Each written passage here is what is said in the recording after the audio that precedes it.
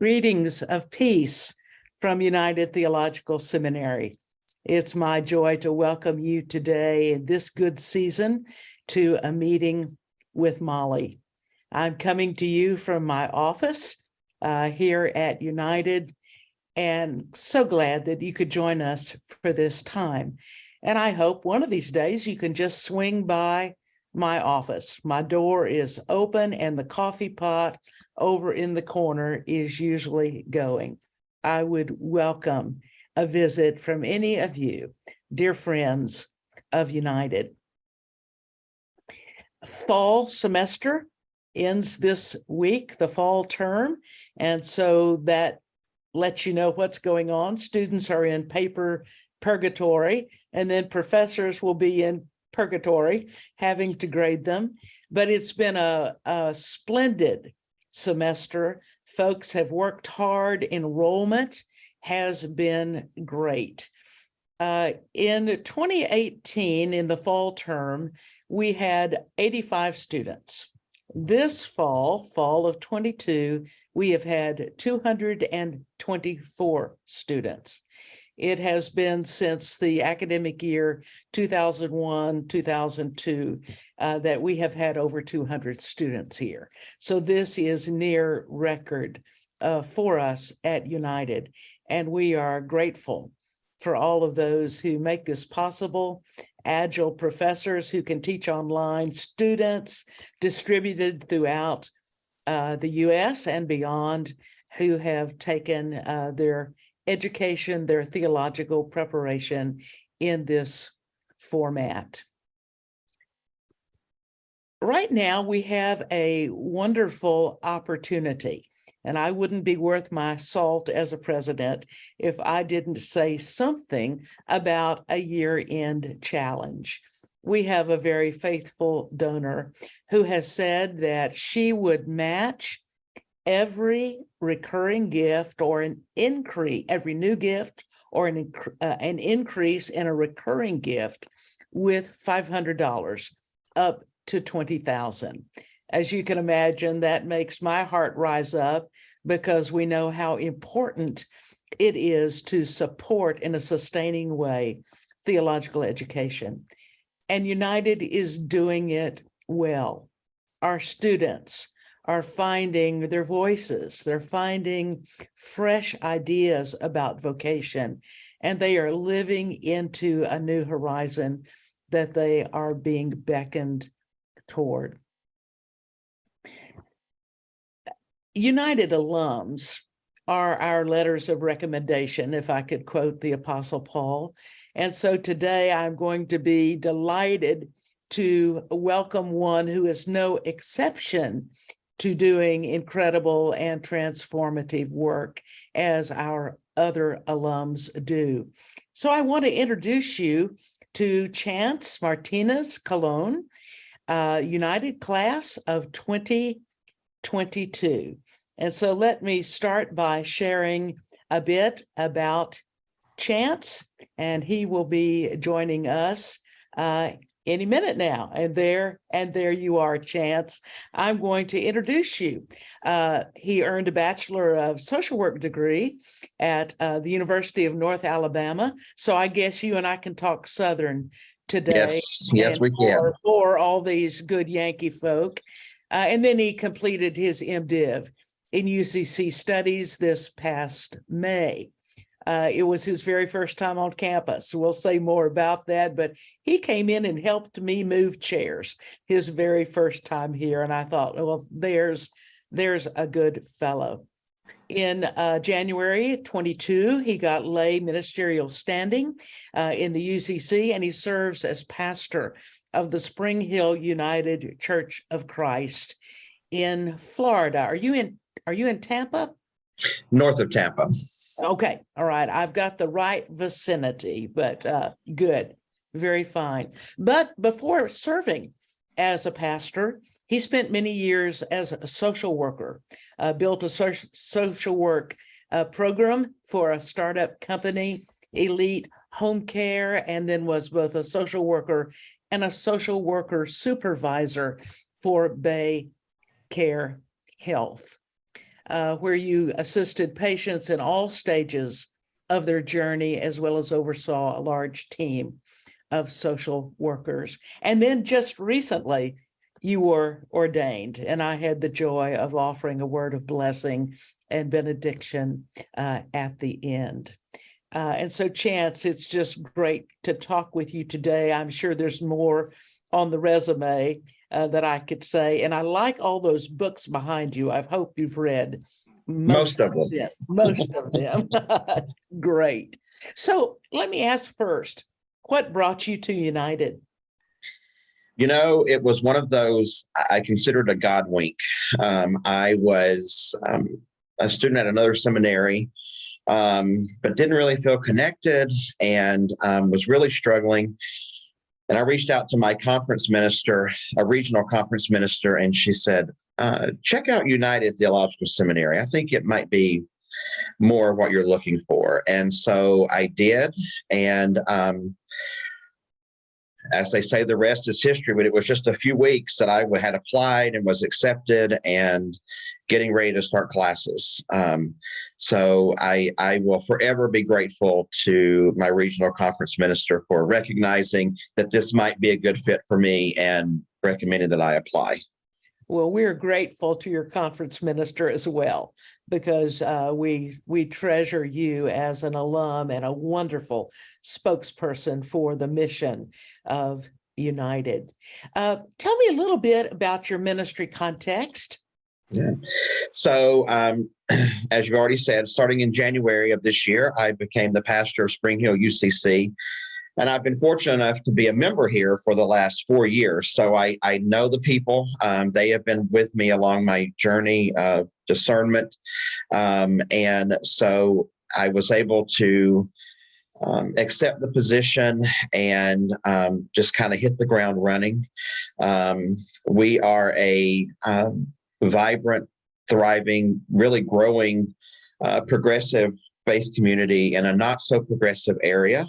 We're actually one of only 3 open and affirming congregations in this entire county. So it's very important ministries that we provide here, and I am just thrilled to be a part of it. I bet people are delighted when they find you, persons who have felt an ecclesial homelessness because of the shunning of various persons. What's your favorite part of being a pastor, Chance? Well, that's a hard question.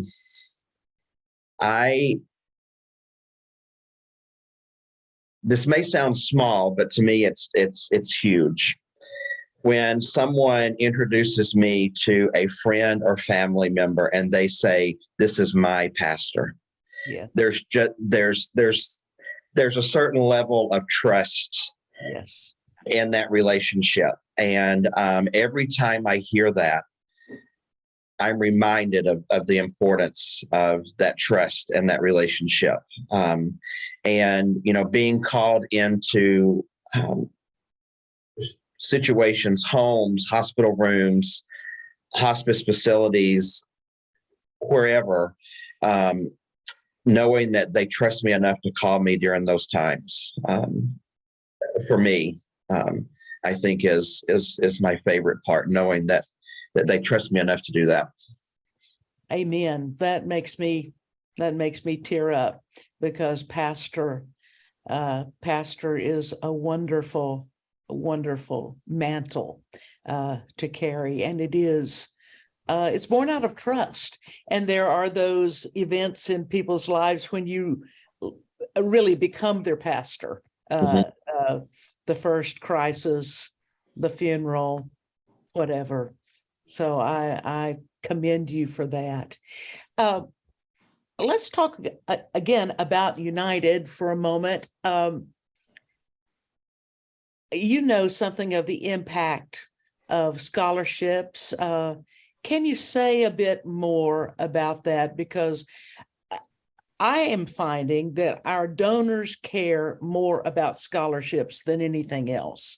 And so talk a little bit about your experience. Absolutely. So I'm very thankful for the scholarships that I received, both from United and from some local churches here in Florida.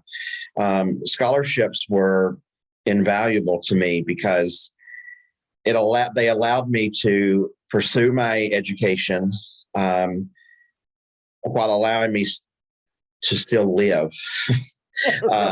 Because just because you're in seminary doesn't mean the bills stop.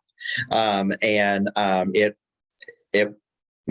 previous seminary, there weren't as many scholarships available, and that was part of the problem the struggle that I was having. So the scholarships that I received, especially at the beginning of my time at United, with the scholarships for early enrollment and those things, that was so helpful to me. And I'm not so sure that I would have made it all the way through had it not been for those. Oh, well, thank you for that, Chance. One of my burning passions is to reduce educational debt for our students, because when you accrue a lot of debt and then you have ministry compensation or chaplaincy compensation, you know how hard it is to discharge that debt. We're in the process of a comprehensive campaign, and the largest hunk of it is for scholarships. And my goal is that no student ever pay more than half of the cost of going to seminary. And if it can be less, so much the better. It matters. Yeah, that's huge, Molly, because I went to a private undergrad seminary and had mounted up a student loan debt of upwards of almost $80,000.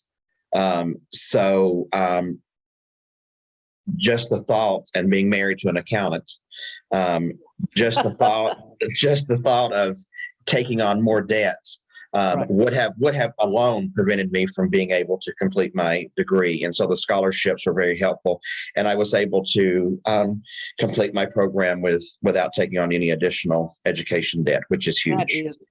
That is huge, Chance, and I'm grateful for churches in your area as well as for what United was able to do. Now, you're a fella who did the whole degree program as a distance learner, and I want to know what it was like. Not everybody thinks it works, but talk about your experience. Well, it worked for me very well, and that's because of United. I never felt like a distance learner. I felt like I was there. When I first started, everybody was on Zoom because it was the pandemic. Right. And then somewhere in the middle of my time there, we transitioned to hybrid. And that was different for me because, there were people in the classroom and some of us on the Zoom screen. And I thought going in, oh, this is going to seem like I'm looking in a window at what's happening. It wasn't that way at all. It was seamless. And I always felt like I was a part of the United community, even though I was miles and miles and miles away in a much warmer climate. You're gonna rub it in. Yesterday was 6 degrees or something here. These old Southern bones are getting used to it though. And it's all right. It's okay. It's awfully pretty as it comes down. Yeah, and I will say, Molly, one more thing that I've thought a lot about lately. Technology is such a huge part of ministry now because of the pandemic. And whether it was intentional or not, United prepared me for that because of my time at United being all online, being familiar with Zoom and those things, and learning how to do small groups virtually. That was very helpful to me, and still is today. Well said. I read an article just a day or so ago about, are we really preparing people for what technological skills they will need Are we preparing them in seminary for what they will need in congregational leadership? And so I appreciate that word very much. What would you say to a prospective student who's considering United? The first thing I would say is stop considering and do it. Good. Because you will quickly find how easy it is to get connected and plugged in at United, whether you're on campus or you're a distance learner. From the admissions team to the registrar, everybody is so helpful. If you don't understand something, they will take the time to explain it. And if you need something that's not offered at that time, United has done an amazing job throughout my time of making that happen. Even a professor that took the time out to do a individual study, independent study with me, so that I didn't have to extend my time another semester. And I don't know of very many seminaries that would do that. And they really made it work. Yeah, it's kind of hard to hide in the class when it's an independent study, right? Yep. You kind of got to come through. Yeah, no pressure, no pressure. Well, that's a good word. I appreciate it. What do you think would be helpful in encouraging others to consider a ministry in pastoral leadership, in congregational vocation? How do you even talk about that in your congregation? Mm-hmm. That's difficult because somehow we have to get past the mindset of people waiting for people to come to us to ask these questions. Uh-huh. I was fortunate enough when I was younger to have a youth minister who sensed a calling on my life and approached me about it. Yeah. And it's probably something that I would have waited much later in life to do, even had he not seen that in me. So I think for me, it's highlighting the different ways of ministering, the different ways a seminary education is helpful.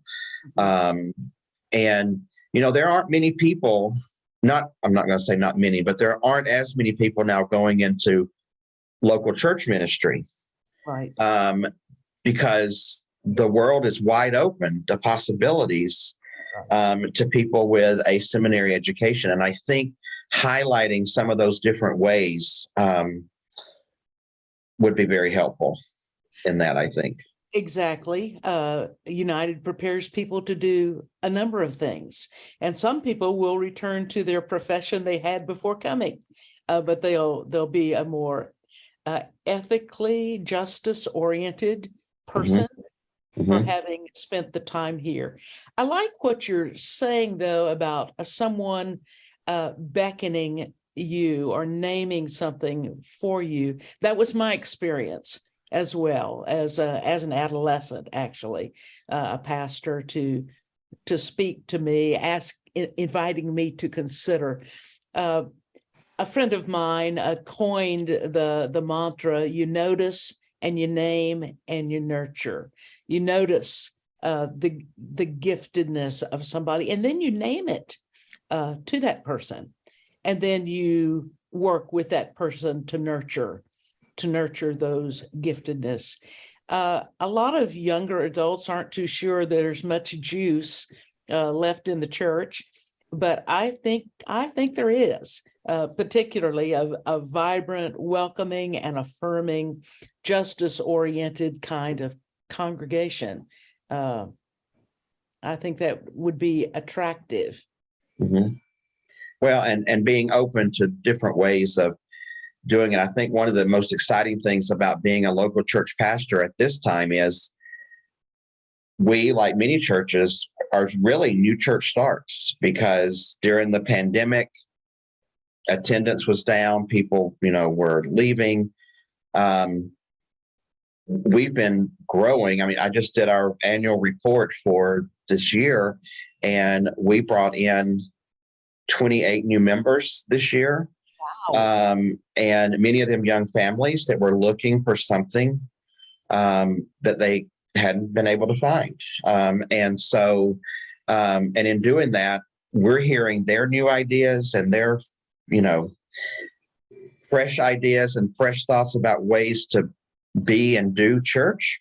And I think it's just exciting. And I'm fortunate enough to serve a congregation that's courageous enough to say, well, let's give it a try.